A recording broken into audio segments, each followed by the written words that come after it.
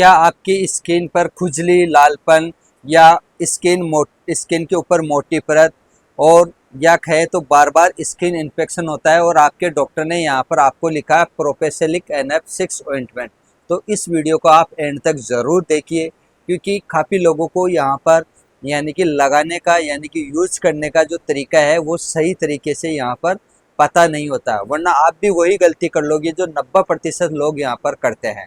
तो आज इसके बारे में हम यहाँ पर बात करते हैं कि प्रोपेसेलिक NF6 ऑइंटमेंट का यूज कैसे किया जाता है, ठीक है, इसकी डोज क्या होती है, इसके साइड इफ़ेक्ट क्या होते हैं, प्रिकॉशंस क्या होते हैं, वार्निंग क्या होती है, कौन सी कंपनी की आ रही है, इन सभी के बारे में पूरी डिटेल से आज हम यहाँ पर बात करेंगे। तो फ्रेंड्स, मैं फार्मासिस्ट ओम प्रकाश कुमावत। आज हम यहाँ पर बात कर रहे हैं प्रोपेसेलिक NF6 ऑइंटमेंट के बारे में। ये दो इंटीग्रेंट्स आते हैं इसके अंदर। सबसे पहला इंटीग्रेंट क्या है, clobetasol propionate and salicylic acid ointment.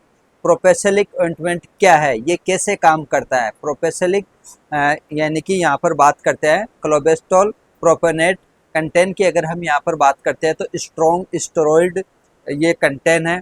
ये स्किन की लालपन है, रेडनेस है, ये खुजली को कम करता है, ठीक है। और सैलिसिलिक एसिड ऑइंटमेंट क्या है, सैलिसिलिक एसिड ऑइंटमेंट स्किन यानी कि डेड स्किन को यानी कि साफ करने का काम करता है, न्यू स्किन लाने का काम करता है। ये दोनों मिलके स्किन की जो भी प्रॉब्लम होती है उसको यहाँ पर सोल्व करने का काम करते हैं। और डॉक्टर किन किन कंडीशंस के अंदर आपको यहाँ पर ये ऑइंटमेंट आपको रिकमेंड करेंगे। सबसे पहला है सोराइसिस की प्रॉब्लम, दूसरा मोटी परत स्किन की, ठीक है, तीसरा रेडनेस हो, डर्मेटाइटिस की कोई प्रॉब्लम हो रही है या स्किन को इन्फेक्शन हो रहा है, या यूँ कहें तो अन्य प्रकार की अगर यहाँ पर अगर कोई और स्किन से रिलेटेड और कोई समस्या है तो उसके अंदर भी डॉक्टर्स आपको यहाँ पर यानी कि ये सजेशन कर सकते हैं यहाँ पर आपकी प्रेजेंट की स्थिति देख के। अब बात करते हैं कि प्रोपेसेलिक NF6 ऑइंटमेंट का यूज कैसे किया जाता है, इसका इस्तेमाल करने का जो सबसे बेस्ट तरीका है वो क्या होना चाहिए।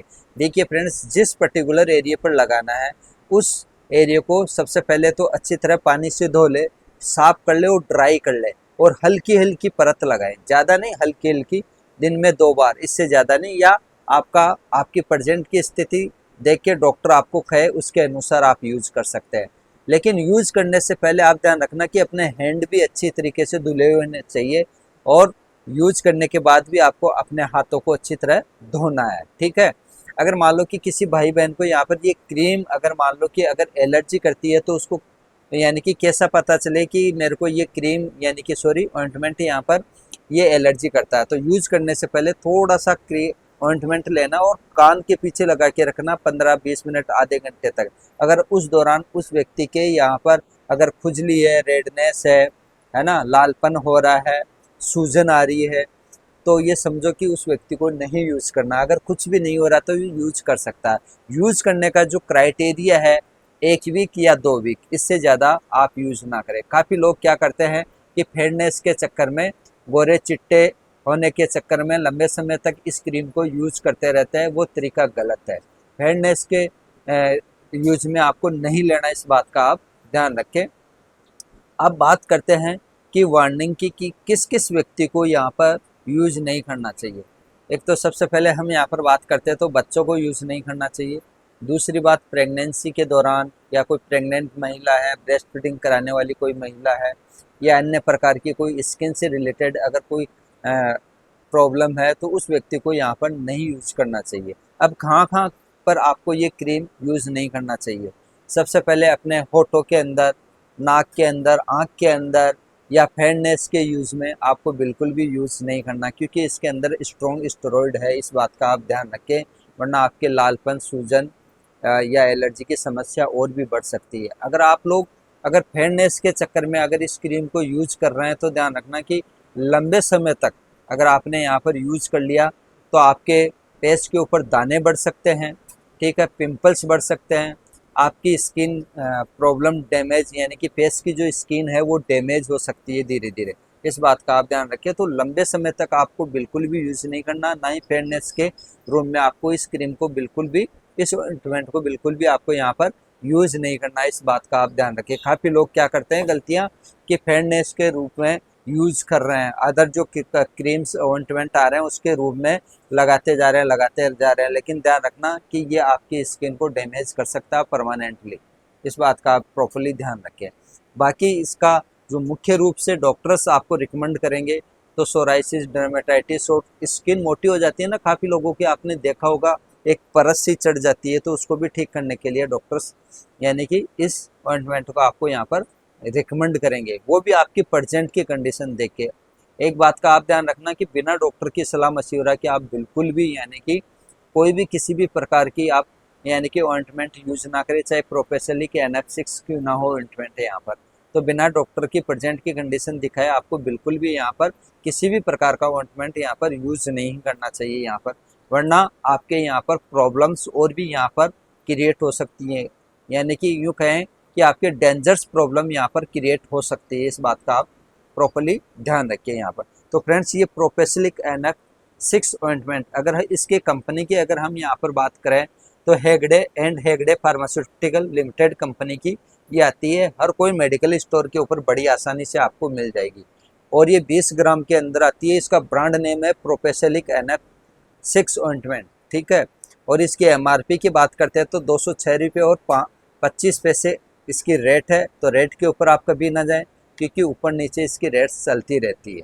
तो डर्मोलॉजिस्ट डॉक्टर या कोई फिजिशियन डॉक्टर है वो आपकी प्रेजेंट की कंडीशन देख के स्किन की अगर कोई प्रॉब्लम है ऐसी तो उसी के अंदर आपको यहाँ पर रिकमेंड करेंगे, अन्यथा नहीं करेंगे ये। इस बात का आप ध्यान रखें, ठीक है। अब ये तो हो गया प्रोफेशनलिक NF6 ऑइंटमेंट के बारे में रिव्यू। अब बात करते हैं कि अगर मान लो कि आपके सोराइसिस है, एक्जिमा है या डर्मेटाइटिस है या खुजली है या स्वेलिंग आ रही है या लालपन हो रहा है, तो इस बात का आप ध्यान रखें कि आपके ये स्किन इन्फेक्शन हो रहा है, तो इसको आप क्रीम के साथ साथ कुछ घरेलू उपाय करके भी आप इस प्रॉब्लम को यानी कि ठीक कर सकते हैं।